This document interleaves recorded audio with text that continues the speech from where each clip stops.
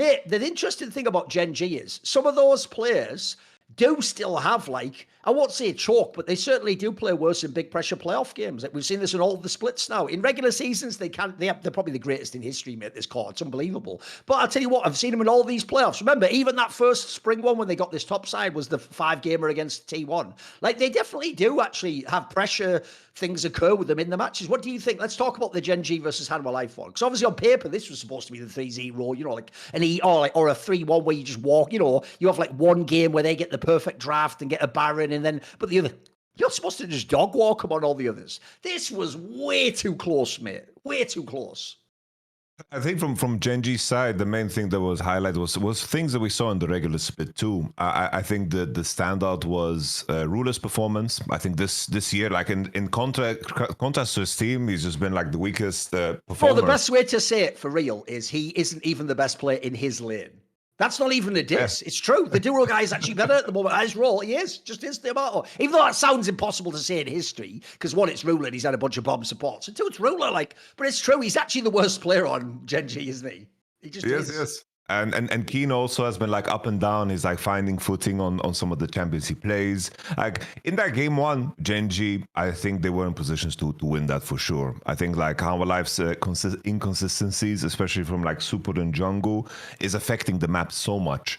It's like if Delight and Peanut are not having like clean games on champions that we believe are like stock standard Hanwha Life champions, there is a luxury that I think that Zeka and Zeus have gotten like really, really accustomed to. I think Viper is always like insanely solid. I think Viper's still probably like just the best AD in the world, like looking at how much, you know, how consistent he is and how he delivers regardless of the state of the game.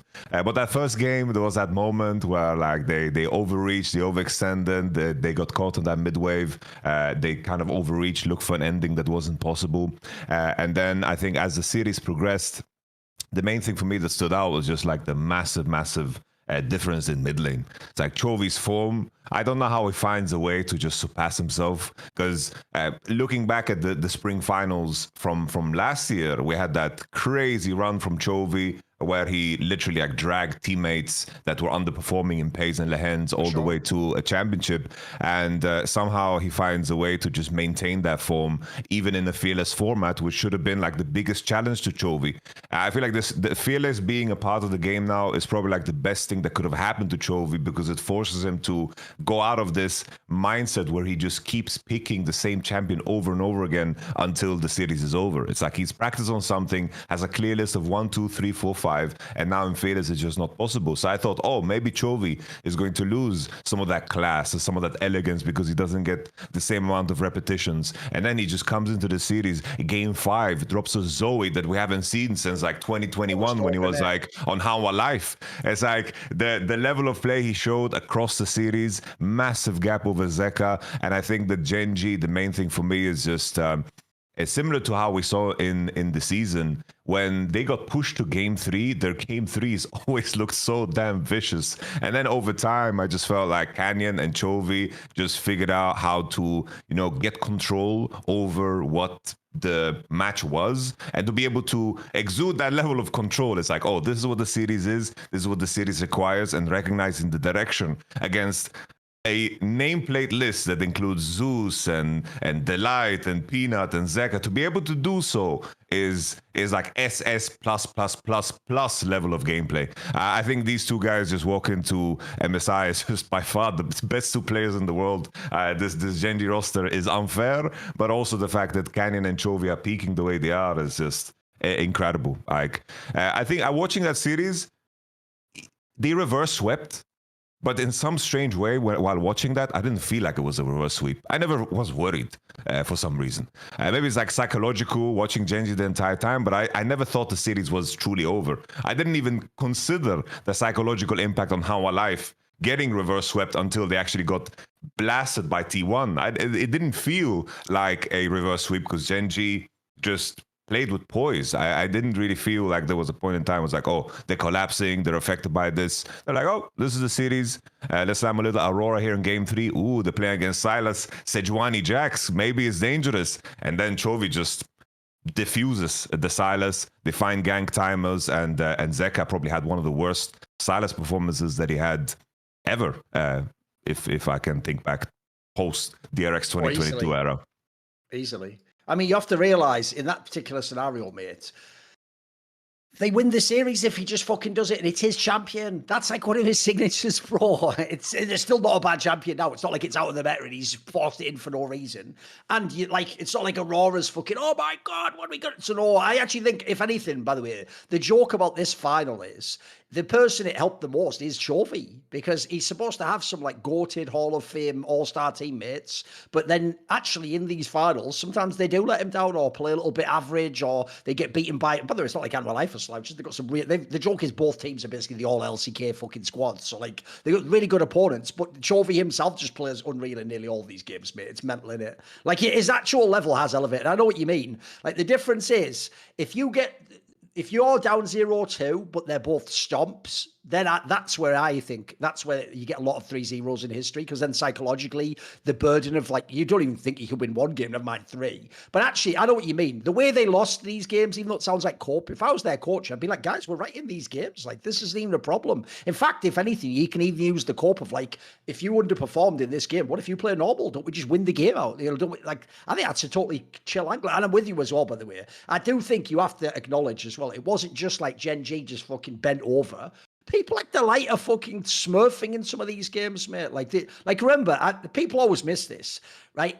Because people do the LCK thing of like, whoever the team that wins all the games is must have all the best players. Well, no, I'm with you. Like, both parts of the bot lane and Hanwha Life are better than fucking GenG. For me, GenG and Hanwha Life is like the fucking thing where the all-pro team correctly in Europe was like top side Casey, bottom lane Fnatic. That wasn't kind of how the strengths went. So you look at like, I agree, by the way. This is the reason why I've always thought Viper actually got a little bit too little credit in the last year or so when the team got really good, because people just forgot that like this guy 1v9s when he's in shit games, mate. He just does. He's actually one of the best ADCs I've ever seen. His mental just staying together and him just like keeping clicking buttons, mate. Like that, I can tell you from knowing a lot of ADCs, because that whole role is like a slow build up till you get your chance to have impact. It's really fucking mentally grinding if you feel like over and over again, I'm always in the scenario where I have no peel, I can't fight, I haven't got my fucking setup in the team fight. Like, this guy's fucking sick, mate. Like, I don't care that he hasn't won that many championships, but I put it this way, I do put him in that category with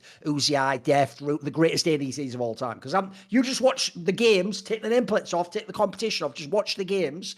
He is unbelievably good. And what people forget is, this is like the time when he can be the super carry. Or this guy will absolutely just sacrifice and be like a fucking Ziggs player if you want him to. If the meta is like the solos are going to carry it, then he'll do that too, mate. So I think that guy's a stud too. No diss to him. I do think he's one of the all-time greats. But mate, Chovy in this series is just unreal, though, isn't he? It's also so funny because actually, for people who don't know, this is where Chovy himself has changed over the years. Let's talk about that a little bit. If you go back in the day, he was way more one-dimensional. Like, the funny thing is, the early days when it was actually only LS used to hype him. Back in the day, remember, you had your choice back in the day. You had Showmaker, was more like for me, he was more like an Alexic play with the team type carry guy. You had fucking BDD, who was kind of like the fucking, super awesome until you get to the big match choker guy. We're talking about the 2020s here. You had Faker, who wasn't like great with his hands anymore, but still was like the clutch player. And if you give him a chance, he sets up his team as a captain. You actually had this really like diverse set of mids that were all different styles. The funny thing, Zika wasn't even relevant at the time. And then the joke of it all was Chovy was the guy where it's like, I farm and then I just turn off my comms and I just go to a side lane. And you just better hope that later on I just walk, there's a team fight happening and I have a team fight. Like, this guy was not the player he is now. Whereas now, mate, not only now has he gotten every year I feel like he's gotten better as the team fighter. And mate, he's not just a team fighter now. He goes for this is where I know T1 fans, you don't watch League of Legends, you just watch T1. Because when Faker made all those dope players in this Hanwha Life series, they were going, Faker's the only one who would even go for these players. Even in the one he fucking lost, by the way, when he tried, the BDD one where he tried to flex on BDD and go under the tower, right? If you say that, you literally don't even watch the games that are being played now. Because, Chovy has won his last couple of championships doing exactly that sort of insane. He did it like 3 times this split against T1, I think. Like, the amount of times now Chovy Chovy has that moment where actually he goes like killer instinct mode and just does some crazy outplay that, like, when you're watching it, mate, you don't even think they can complete it and win and then they win it, and you're like, what?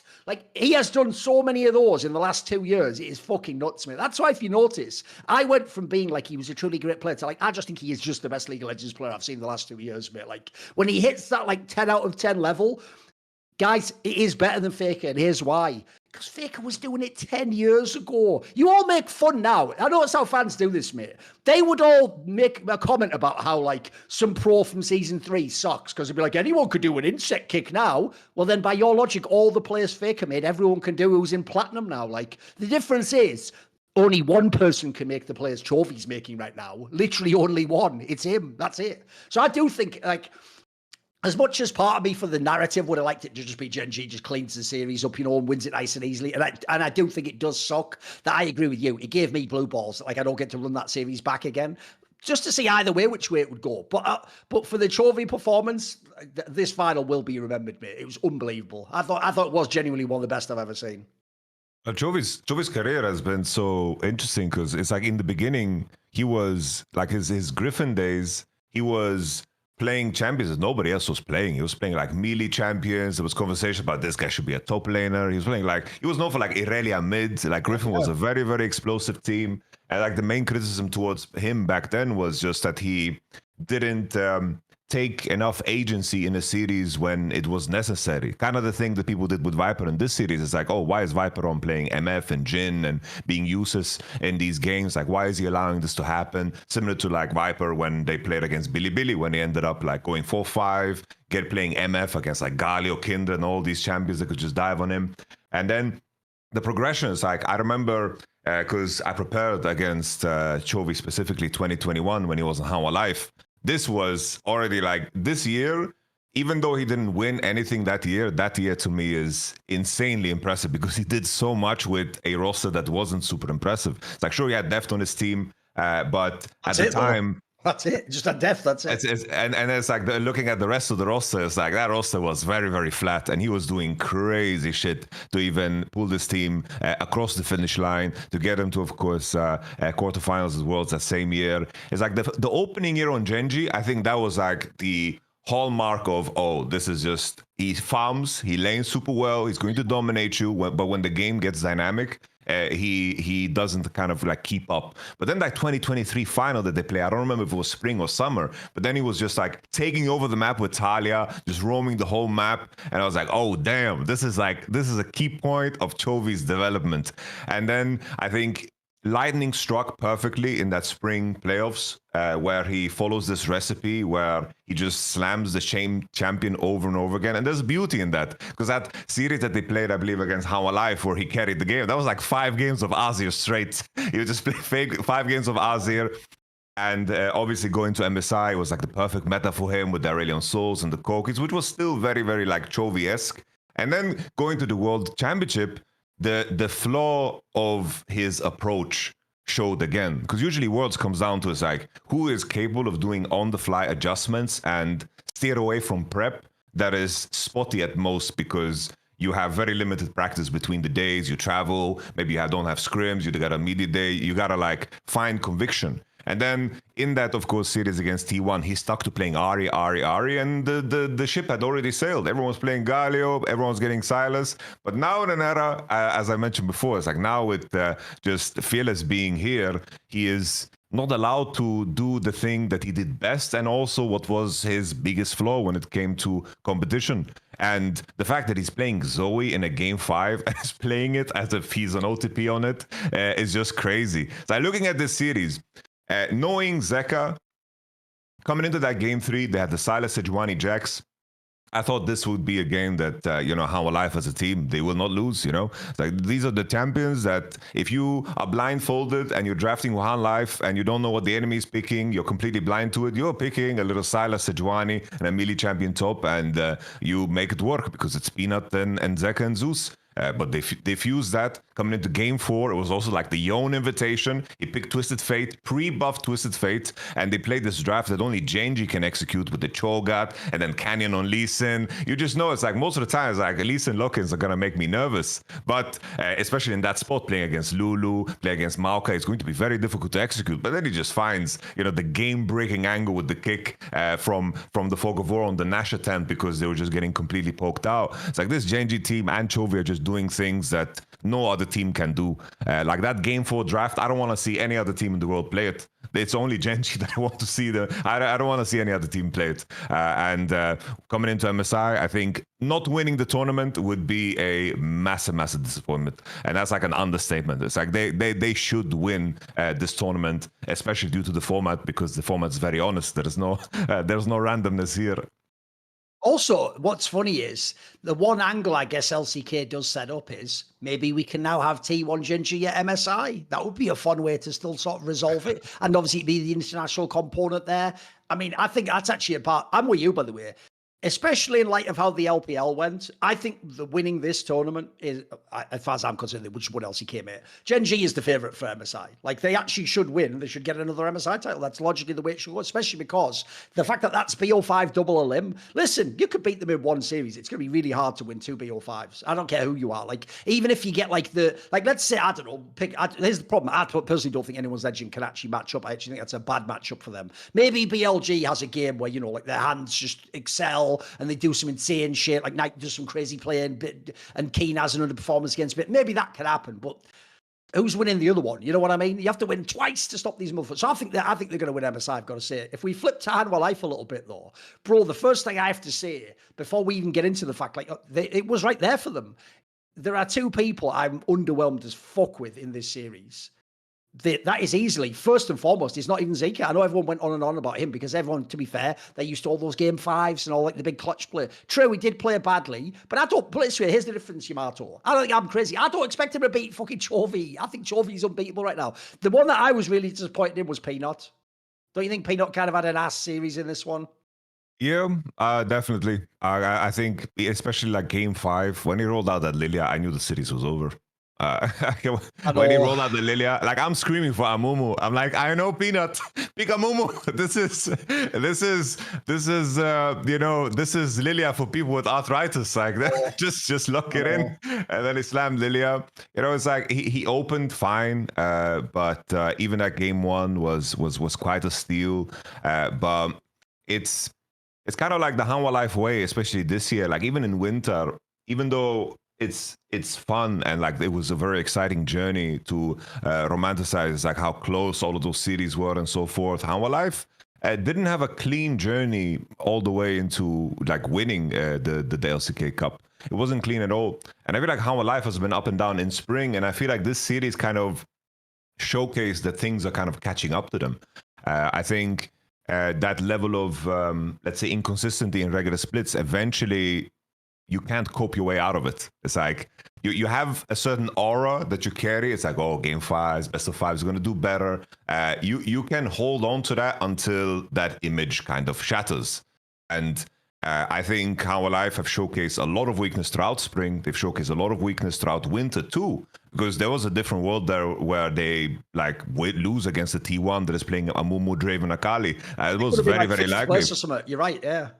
And then everything maybe would have been different, and maybe to this day, maybe Hanwha Life would have been better if some of those things were highlighted and a lot more clearer, because there's a certain level of gameplay that they just didn't get away with. And I feel like GenG got that wake-up call in winter, because in winter, Canyon was kind of on and off. I didn't think that he was like performing super well in winter. Canyon has had regular splits that were very, very disappointing, but GenG kind of hit the ground running from the get-go in spring and never let go, because we saw Canyon and Chovy kind of perform throughout the entire regular split. Because in terms of like regular splits, I think this is probably one of the best of Canyon's regular splits ever. For sure, yeah. Especially in recent years. And I think that's you know, that adds up. It's like that level of effort, the level of input, and having a higher standard than regular split just matters, because Hanwha Life, after that illusion was shattered, it's like their mental coming into that T1 series, like it's clear as day. I don't want to be the guy who is like armchair psychologist, but it's clear as day that they were completely shattered after that reverse sweep.